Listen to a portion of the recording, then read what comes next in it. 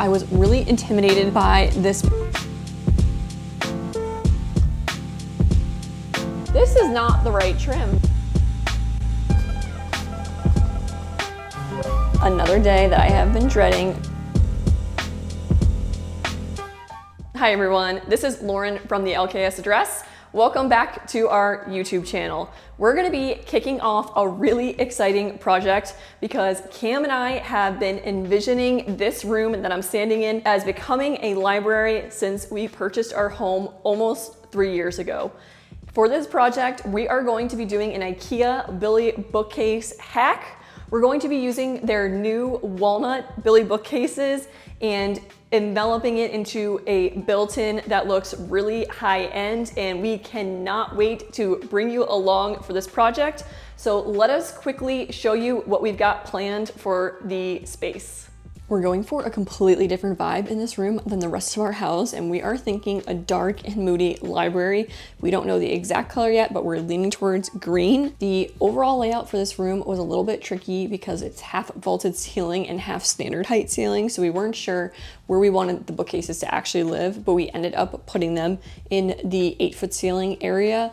That'll be the little library nook, and then the vaulted ceiling area with the windows will be the sitting area. We are going to hack IKEA Billy bookcases. We're gonna build them in and make them look super custom. Our first step on the Billy bookcases is to start the rough framing, so let's get started. It's the best part of a project when you're fresh and ready to get started, and Cam and I are off to Menards to pick up the wood framing for the library. If you've watched any of our videos, you know that we love to get our wood at Menards. It has such a good selection and good prices. We did get a smaller car, so this is our first build without having our extra large SUV, and we're gonna try our luck at renting a Menards truck and see how it goes.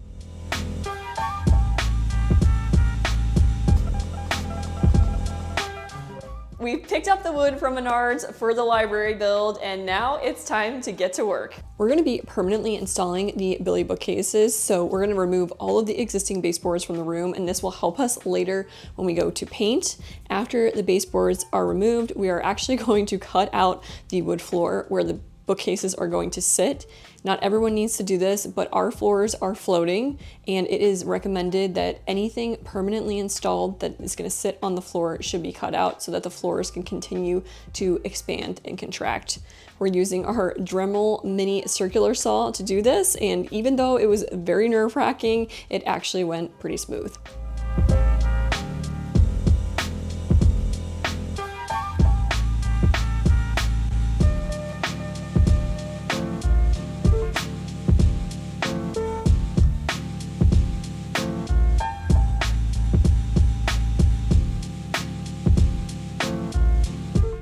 Before we continue on the framing, we need to assemble all 8 of our Billy bookcases.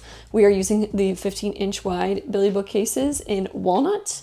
When Cam and I assembled these together, I think we got the assembly time down to like 10 to 12 minutes, so it wasn't too painful. We broke it up in a few sessions, and it was very satisfying to see all 8 of the Billy bookcases assembled. We've got our 40 pieces of lumber that we picked up from Menards, so let me quickly explain what we're using each of these types of wood for. For the bases, we are raising the cabinet off the floor since it doesn't go fully to the ceiling height. So we're just going to use a 2x4 to raise them up a little bit. So all the bases will be made out of 2x4s, and then between each of the cabinets, we're gonna be using a 2x2. A 2x2 to space out the cabinets evenly, but on the end where we need an end panel, which we're gonna be using 3/4 inch MDF, we are just going to use a 1x2 furring strip. This is 3/4 inch, which will build up to the same size as the 2x2. So right now we're just gonna start by cutting down the 2x4s and making our bases for each side. As I mentioned, we're using the 2x4s to build the base for the Billy bookcases. This will help raise them off the ground and allow for a baseboard to go across the front. The base is going to be the depth of the Billy bookcase, and then the width is going to be all 4 Billy bookcases plus the spacers that we're using, so it will span the full width of the entire built-in unit. Do we have any onions? No! Thank God.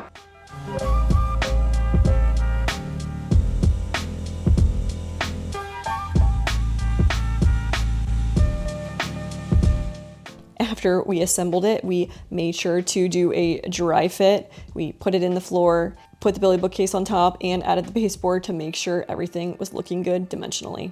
After we knew the base was the correct size, we added some intermediate pieces of 2x4 inside the frame of the base.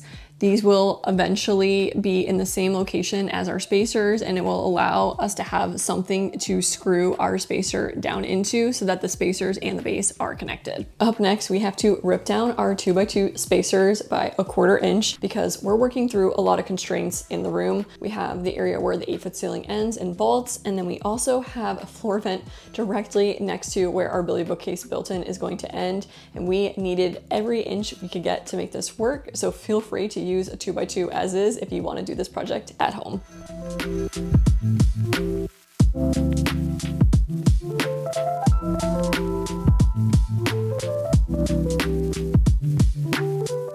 Once we had our 2x2s ripped down, we started cutting them to size. We're essentially going to be building a box or a frame for our spacers, and these will go in between each of the Billy bookcases, and we probably will make a little bit more sense once we start installing them. It's another day working on the library. We got everything assembled last weekend, and we have all of the bases and frames built.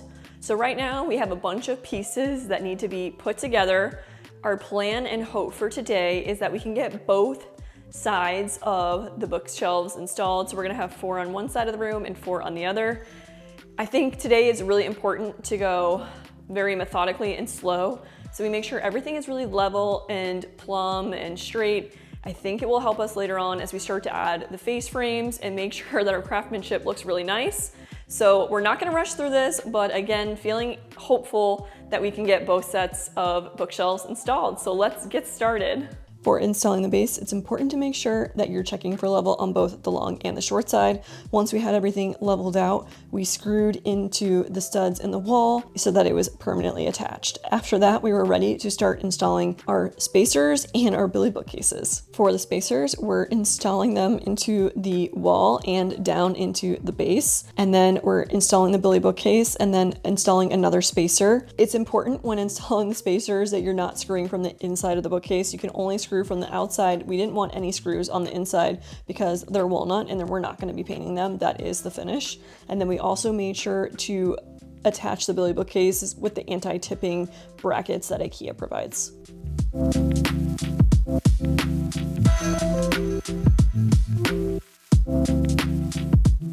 We also had an outlet on each side of the room that would be behind the Billy bookcases. So we used a jigsaw to cut out a hole in the back so the outlet would be accessible.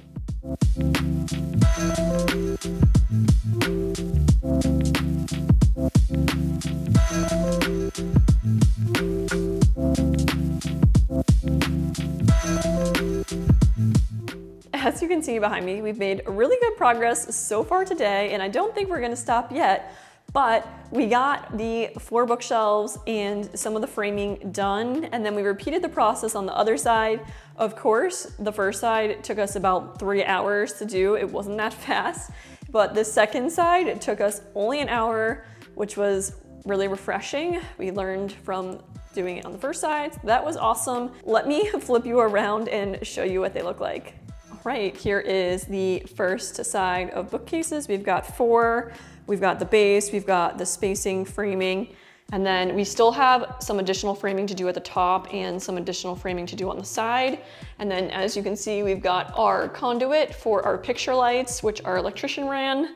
And then as we flip around here, we've got basically the same exact thing going on the right side, which is really exciting. So we're gonna try and get some more done today and start working on this and maybe some of the top framing, but otherwise really happy with the progress so far. We have to finish up the side panel framing, and for this we're using 1x2 furring strips because again, we wanted them to be smaller because we're eventually gonna add a 3/4 inch MDF panel as a side panel, but we want it to be the same width as our 2x2 spacers. Once we have the side attached, we're going to also work on the framing up to the ceiling. This is essentially going to be the same thing, 1x2 furring strips in a frame box that we are going to attach into the ceiling and down into the bookcases.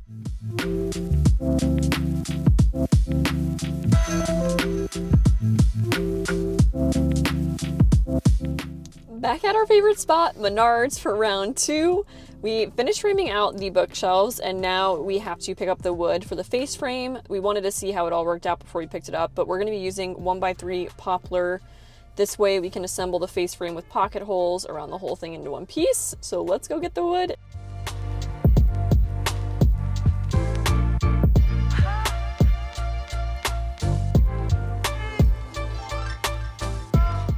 As you can see behind me, we finally finished framing the bookcases out, doing the rough framing, and now we are ready to move on to the fun part where all the magic happens. And the next step for transforming these IKEA bookcases into a custom built-in is to add face frames. We went to Menards and we picked up poplar, some 1x3s, some 1x6s. We're gonna be using a couple different things, and pocket screws to assemble our face frame. And basically, if you're not familiar what a face frame is, it's going to be a piece of finished wood that is going to finish off the front of these bookshelves, but we don't do anything standard or easy around here. So we're actually gonna be ripping these down so that there is a little bit of a reveal from the walnut here. And we're gonna be adding an inset corner trim to add some more detail because we want these to look really, really elevated and custom. So our next step is to start cutting boards for the bottom and the top. And then once we get the boards for the bottom and the top, we'll start cutting our verticals and trying to get this face frame assembled. But really, before we could even get started on the top and bottom pieces of the face frame, we needed to measure, cut, and install our 3/4 inch MDF side panels. So we did that first, and then once those were installed, we can start to measure the length of our top and bottom pieces of our face frame. For the height of our top and bottom pieces of our face frame, we actually had a little bit of math to do. Let's start with the top. We needed to figure out the height of the face frame plus the height of our crown so that we could determine the height of the board. We wanted to make sure that our face frame was uniform across all horizontals and verticals, so it was important to do the math here. And then essentially we did the same thing at the base, which was just allocating for the height of the face frame and then the height of the baseboard.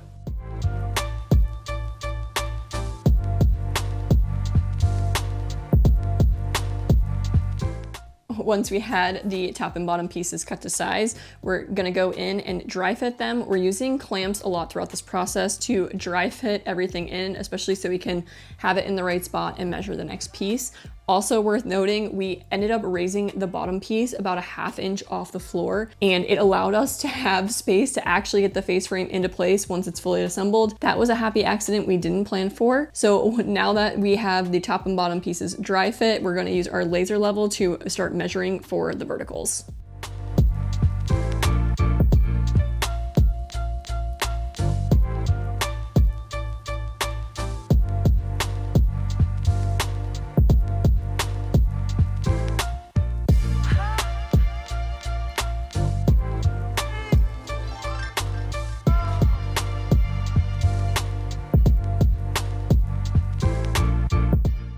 Face frame is starting to come along, so I wanted to give a little update. We've got our bottom piece, which accounts for the thickness of the baseboard as well, to provide the same width of the face frame in addition. And then at the top, we have the face frame with accounting for the crown, which is a little thicker. We scribed the side piece because of course the wall isn't straight. And then we did our 2 full height verticals.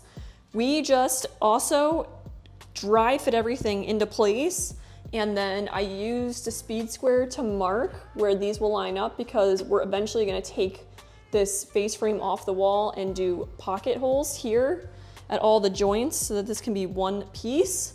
But before we do that, we just decided that we might as well cut the horizontals here so that we can put it all together at once.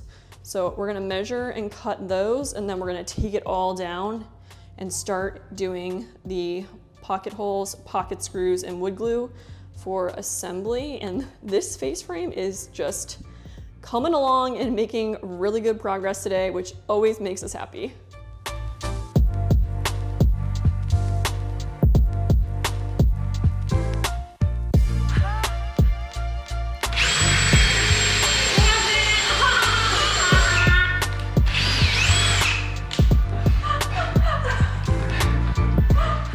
Once we got everything laid on the ground, we started drilling for our pocket holes. The pocket holes are going to go on the back side of the face frame, and we're going to use them to hold the pieces together. We're also going to apply wood glue at all the joints because we want really tight joints so that once we paint this face frame, it looks like one seamless unit.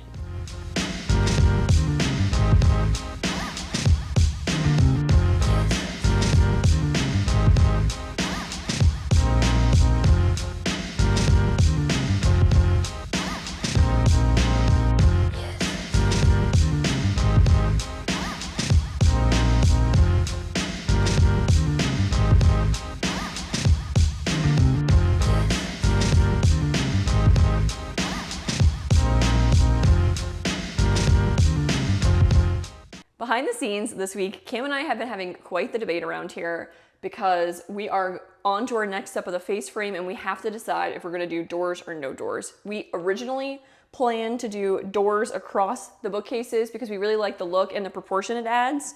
We wanted to hack the IKEA Billy bookcase doors to make our lives easier, but we realized that because our face frame is overlapping onto the bookshelf, these doors are not feasible and they'd have to be cut down.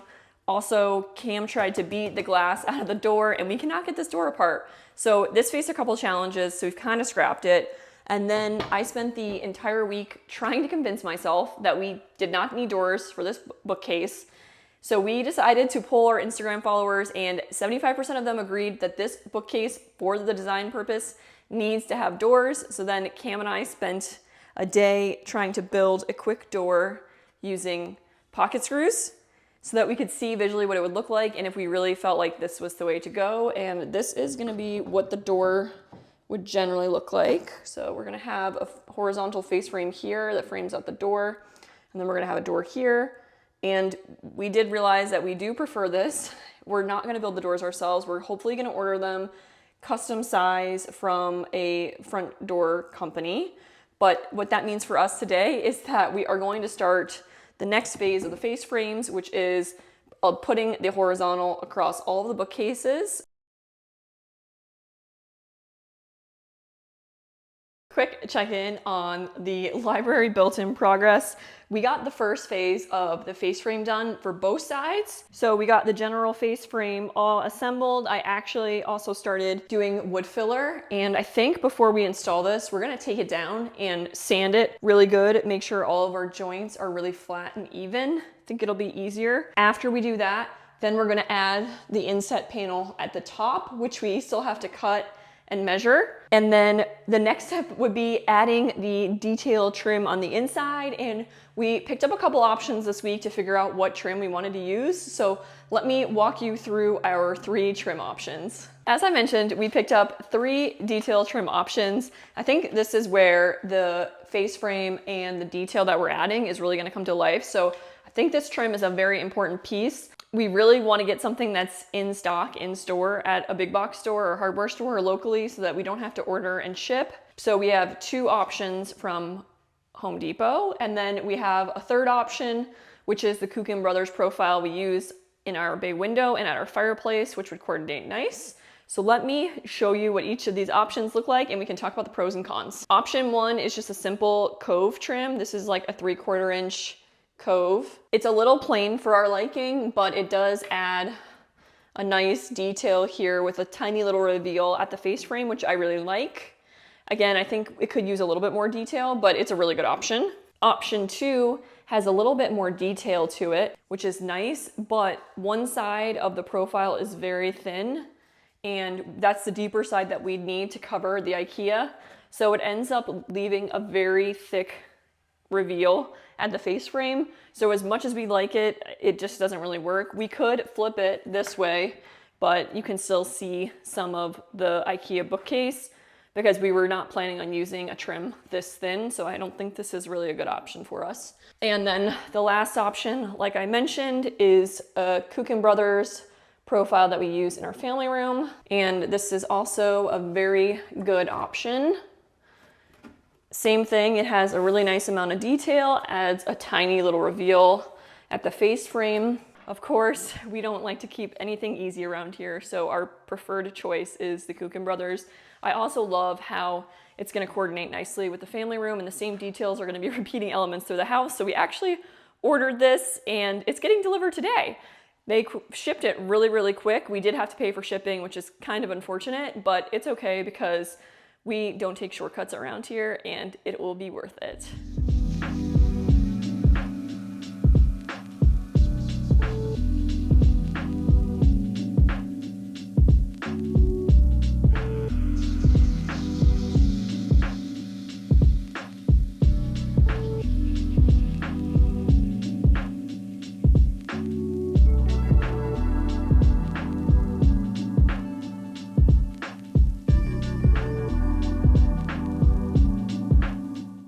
The last step of the face frame for now is adding the inset panels at the top. I was really intimidated by this because I did not know how to line up the panels and attach them from the back and get them in the right spot. So what we ended up doing was putting the inset panels in place and taping them in. We then put up the face frame and use a pencil to mark lines to line it up. We then put it back on the floor, lined it up on the floor, and screwed in from the back. And we're really excited when the face frame went back into place and the inset panels were good to go. Good, right? So high five me.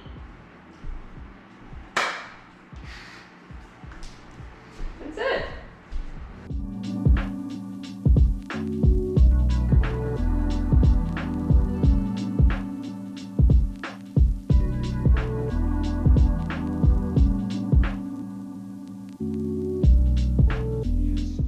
Face frame build is done for now, and it's time to move on to prepping for paint. We are sanding down the entire face frame with 220 grit sandpaper. This just gives it a nice smooth finish, and this is after we have already wood filled and sanded all of the wood filler down for really smooth joints. We are using Benjamin Moore Fresh Start Primer. This is our go-to primer, and we're gonna roll on a coat of that and then sand again before we're ready to paint.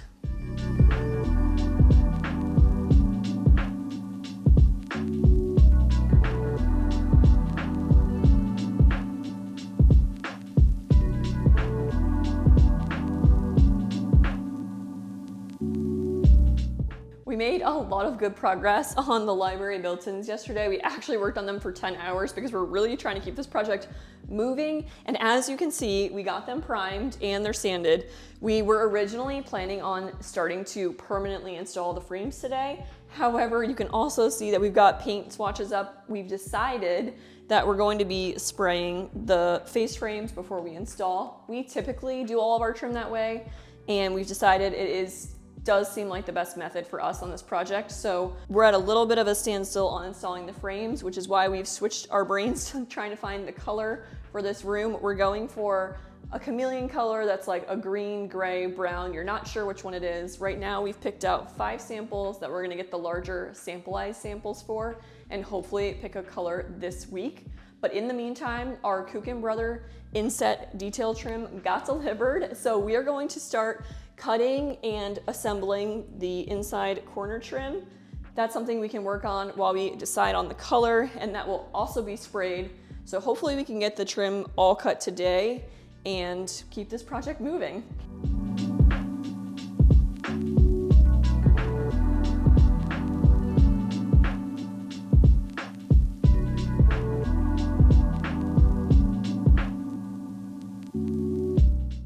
So Cam and I are sitting here opening the trim, and we were super excited because it literally shipped in about 2 days, and it's basically the only thing we can work on right now until we pick a paint color. And we opened it and we're like, this is not the right trim. This is just like a plain trim. So I looked at the order and I ordered it right, thank God, but definitely not the trim that we had expected. So now we have to talk to Kuchen and hopefully get a new order, which means that we're taking the day off. So we'll see you guys once we get the trim figured out. It's an exciting but nerve-wracking day today because we settled on a final paint color for the library. We will see how this goes. Our house is mostly white, so picking a paint color is intimidating because this is very bold, but we are looking forward to introducing more color This is Benjamin Moore Pine Grove shade 511. We also picked up the paint, so we're about to take our face frame down and get it sprayed. We love a professional looking paint finish around here, and I think there's 3 things that can really help you achieve that. One is sanding in between coats. We use a 220 grit sandpaper to sand in between coats to help smooth it out. 2 is using quality paint. When we're using trim paint, we always use Benjamin Moore Advance. It has self-leveling properties and ends up really durable. We absolutely love this paint and it is our go-to. And 3 is using a paint sprayer. This is an entry-level paint sprayer. It's the Graco sprayer. We'll leave it linked in the description below, but we use it on almost every single painting project that we do at our house. And once you start using a paint sprayer, you'll get addicted to the finish that it provides. Even though it's a little bit more work to prep and clean the paint sprayer as you're painting, it's totally worth it.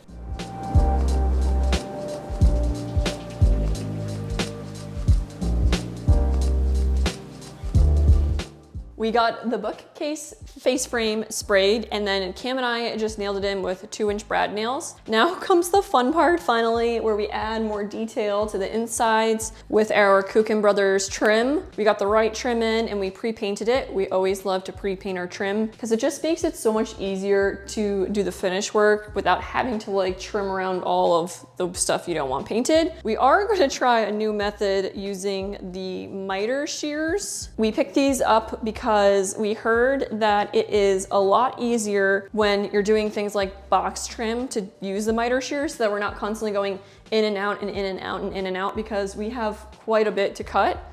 So we'll see if this works. I'm hopeful, eager to see what it starts to look like, because this is really what I think is going to make these bookcases look custom. Update on the miter shears. I think they were good in theory, but once you started to apply the pressure to cut through the poplar, I feel like it would end up moving from the line that you created. So I don't feel like the accuracy was really there. This might work better for PVC trim that's not solid wood or MDF, or it could just be a really good option if you don't have a miter saw available. But we switched back to using our miter saw to get those really accurate cuts. It's a stormy day out, so we have our work light on. The lighting in here is not great, but the good news is we finished cutting all of the inset trim for both sides of the bookcases. We have it just sitting in there right now. We're going to start taking out 1-by-1 box, and we're gonna pre-glue it on the floor and let it set for at least 30 minutes, and then we'll start installing it. If you have been following us for a while, you know we love to do this, but we like to pre-glue the corners so that it ends up with a really tight miter and the craftsmanship looks better. Also, Cam took it upon himself to wood fill between the face frame and the MDF side panel. We're gonna do another coat on that, but get that going. And I'm also hoping that while the boxes are drying with the wood glue, we can start cutting the baseboards and the crown. I'd love to get all of the cuts done today so we can keep this moving.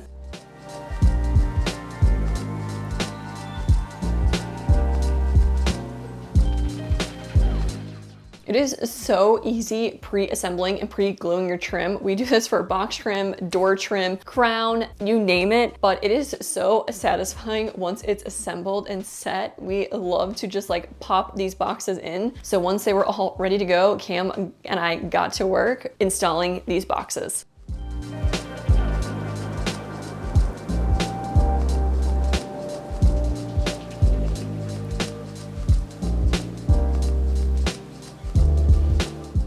After we were done popping the inset boxes in, we attached them with brad nails. Curious to know if you do a lot of detail trim around your house. Do you use a brad nailer or a pin nailer? Because we only have a brad nailer and we've been thinking about getting a pin nailer. So I would love to hear in the comments if you have one and you have a preference. Pin nailer has much smaller nails, so I think it would be easier to wood fill and hide the nail holes.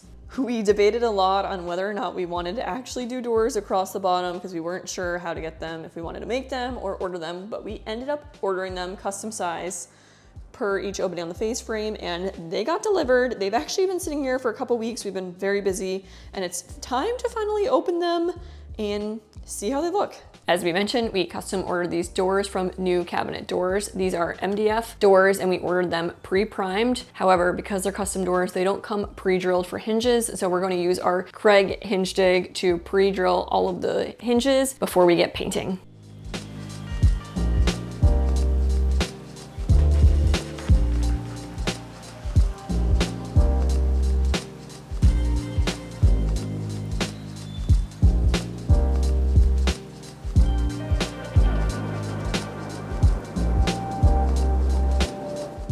We always keep it real with you guys, and we went back and forth on whether or not to do doors, mainly because we did not want to add extra time and work into this project. We've already spent a ton of time, and we knew it was going to take a lot more effort to paint the doors, add the grills, and install them. So my mindset when doing the doors, I was always dreading them and I didn't really want to do them. And then also we ran into some hiccups when painting the doors, and there will be more on that later. We are finally getting to the final stages of this Billy bookcase library build, and we are working towards our final coat of touch-up paint. So I first need to sand, prime, and paint the side panels. I have put that off for a little bit, but I'm going to do that now, and then we can move on to installing the baseboard and crown. Once that is installed, I'll make sure to caulk every single joint between the crown, the baseboard, and the detail trim. Make sure this is caulked up really well and there's no gaps, and then I can go in on the final coat of touch-up paint.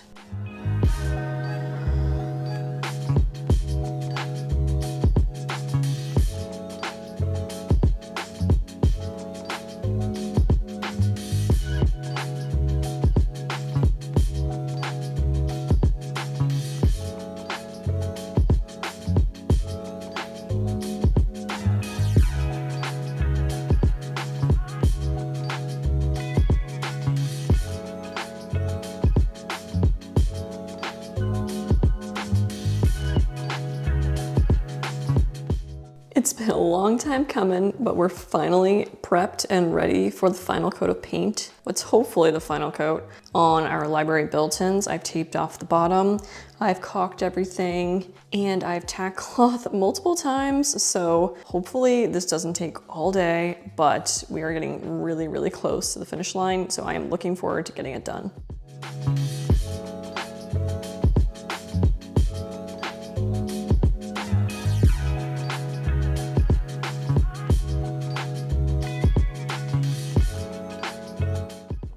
So exciting. I finished painting both sides of the bookshelves. Final coat of Pine Grove, and they are looking absolutely amazing. Always worried about what a brush and roller is gonna look like after spraying, but with the advanced paint, it always just looks perfect no matter what.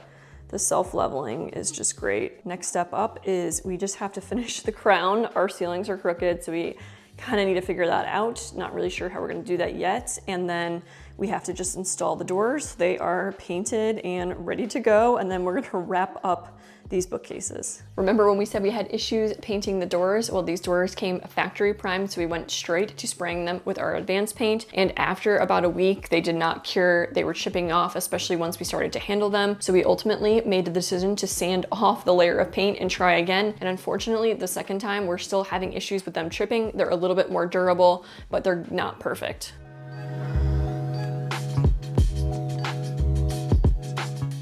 All right, it is time to finish off our library bookcase doors. And as you can see, there is a missing panel. These doors are going to have this brass grate that we picked up from Home Depot or Lowe's, and we are gonna cut these out and place them in so we have like a nice brass grill on all the doors. I'm going to kind of measure it out and then hopefully cut these with either our shears or our tin snips. We'll see which one ends up working better, but this should be pretty fun. Even though I might have dreaded the process of the doors and all of the ups and downs, I was very much looking forward to working on the brass grills and seeing how they turned out. This one sheet was very affordable, and I'm going to get all 8 grills for all 8 doors out of it. So basically all I'm gonna do is measure and cut out all the pieces, and then once I have them ready, I am going to apply some PL Loctite glue to the edges, press them into place. I'm gonna put something heavy on top overnight while the glue cures,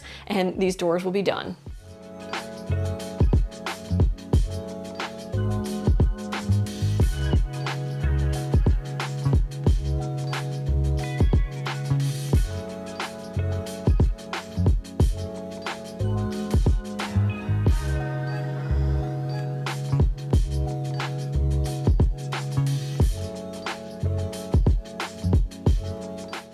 We are on the home stretch of finishing off these bookcases, and today is another day that I have been dreading, but I am excited to do because it is almost the last step of finishing these, and that is installing the door hardware for our doors that are gonna go along the bottom of the bookcases. We have gone through so much door hardware ordering and trying to figure out what was gonna work for these doors because they are face frame, but they're half overlay, and we landed on these bloom hinges, and we're also using these attachment pieces that have like drywall anchors for the particle board. These I think are gonna work best. This is exactly what IKEA uses on their kitchen cabinets, which are built the same way as the Billy bookcases. So let's get going and get these doors installed. And once the doors cured overnight, we were ready to permanently install them. We had to measure out and mark where the hinge plate was going to go. So we did that and installed all the hinges. We snapped the doors in and had to drill for our door hardware. This is Battle Creek hardware in Florentine brass. We'll leave it linked in the description below. Once the door hardware was installed, that meant the library bookcases were officially done. And we are so excited to reveal our IKEA Billy bookcase library built-ins.